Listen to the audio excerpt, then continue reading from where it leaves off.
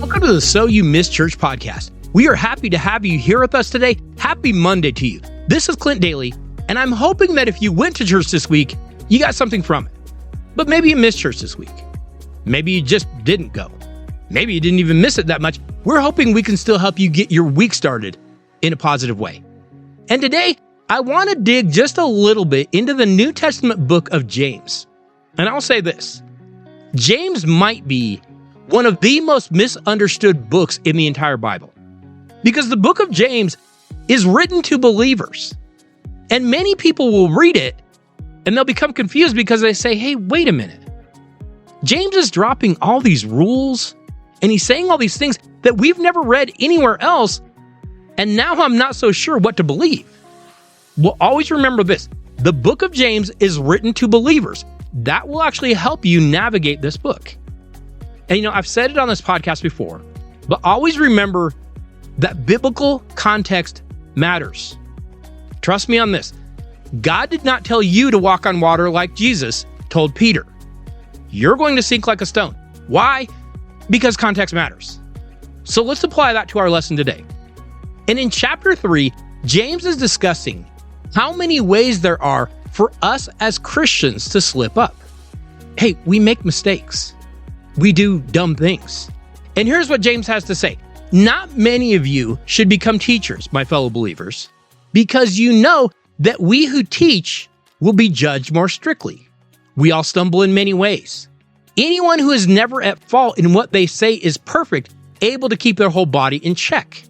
Hey, of all the dumb things we do, of all the terrible mistakes that we make, James reminds us that if we really want to check ourselves, we had better check one thing first and foremost. He continues in verse 5. Likewise, the tongue is a small part of the body, but it makes great boasts. Consider what a great forest is set on fire by a small spark. The tongue also is a fire, a world of evil among the parts of the body. It corrupts the whole body, sets the whole course of one's life on fire, and is itself set on fire by hell. Do you ever sit and think about yourself as just a person? Maybe you sit there and think, I'm mostly a good person. I pray. I'm usually, reasonably nice to my mom.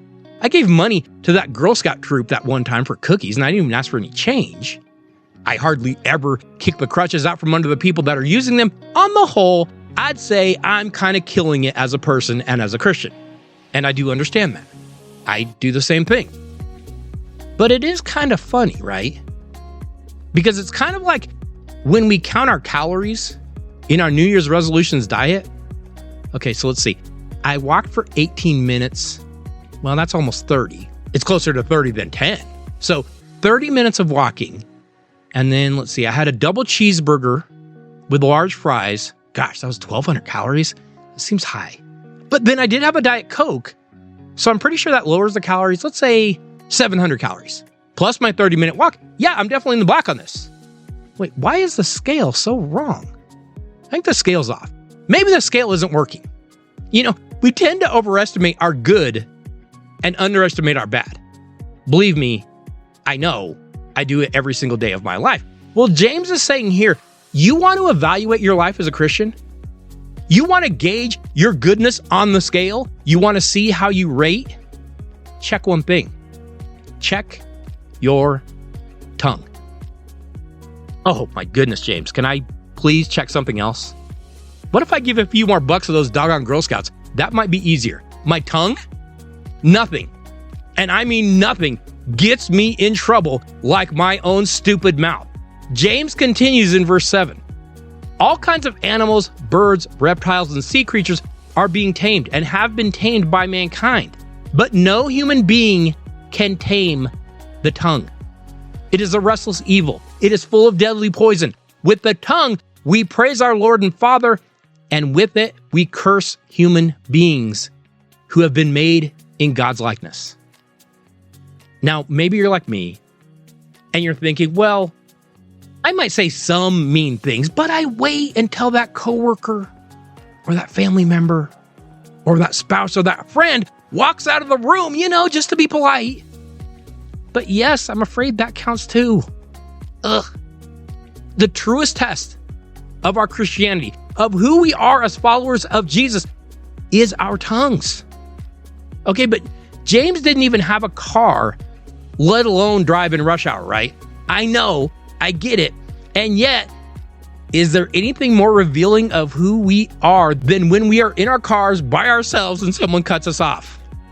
Okay, so our tongues are the truest test of who we are.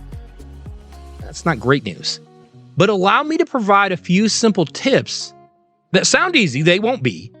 But once again, we'll try to go through this together because I struggle with this every single day. First, always be polite. Saying please and saying thank you seems like an easy thing to do, but do we always do it? And yes, I know. Of course we do it to strangers. Here's a question. Do you do it with the people you are the closest with? Maybe sometimes, but not always. Do we pause and think before we say things? Again, that sounds easy until emotions get involved and then things just come flying out. Do we feel like we always have to have the last word? Hey, it is okay to not say anything at times. Always remember, when emotions are high, say less. Oh, that is such a difficult lesson that I am still trying to learn. And lastly, how often do we say those mean things to ourselves? How many times do you call yourself a name? How many times do you tell yourself you're stupid? It sounds meaningless. But like James said, we curse human beings who have been made in God's likeness. Hey, that goes for yourself too. And you might be thinking, who cares if I say it to myself? But does your spouse hear it? Do your kids hear it? Do your friends hear it? We need to work on breaking that habit too. Hey, remember, you can always contact us at youmisschurch@gmail.com. Feel free to reach out to us. We would love to be a source of encouragement to you. You can also follow us on Facebook or X at YouMissChurch, and you can subscribe to the podcast pretty much anywhere podcasts are hosted. Just go look for it. Type in You Miss Church on any podcast platform. You're probably going to find it. If nothing else, you can find it over on YouTube. Hey, I wish you all a very happy Monday, and I hope that you have a great week.